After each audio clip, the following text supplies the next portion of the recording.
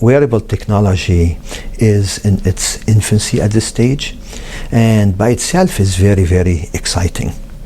Now, where we are at the stage, and things are changing by the day, where we are at the stage, wearable technology has been, we have one device at least approved in this country by the FDA to be used.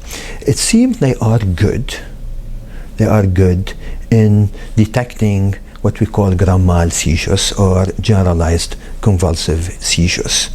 And it may give some benefit to the patient, their family, their loved ones, to at least give them at least a warning that this patient may be having a seizure, may have had a seizure, and then to find out how appropriate it is to intervene or not. It could be very good for those patients who live alone and who have nocturnal seizures where they're not around any other person. So there are some benefits. Now, where the problems with it at this stage, or the weaknesses of this technology at this stage, is it is not encompassing every type of epilepsy and seizures, and it may be sometimes more sensitive than specific. What I mean by that, it may be getting us to detect more, and some of them may not be epileptic, rather than less or exactly what is epileptic, which make it less specific. So too much sensitivity, low specificity. And therefore it may create some alarm that is unnecessary sometime, and it may lead to mobilization of some resources that it could include calling 911, an ambulance, and mobilizing all of these resources in a way that it should not have been. So now this is where we are now. I think, do we need these technologies? Absolutely. And I give you an example.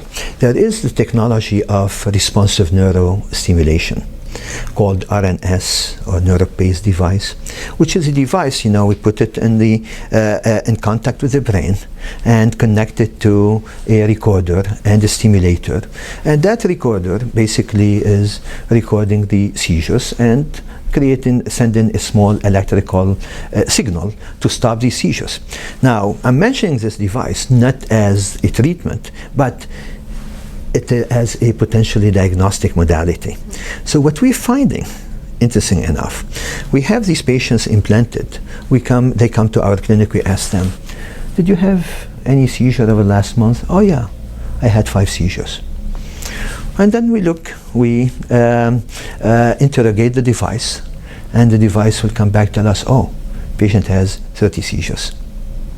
So what this tells us, there is an under-reporting of epilepsy as related to the number of seizures the patient may be experiencing. And therefore, it means this leads us to under-treat epilepsy.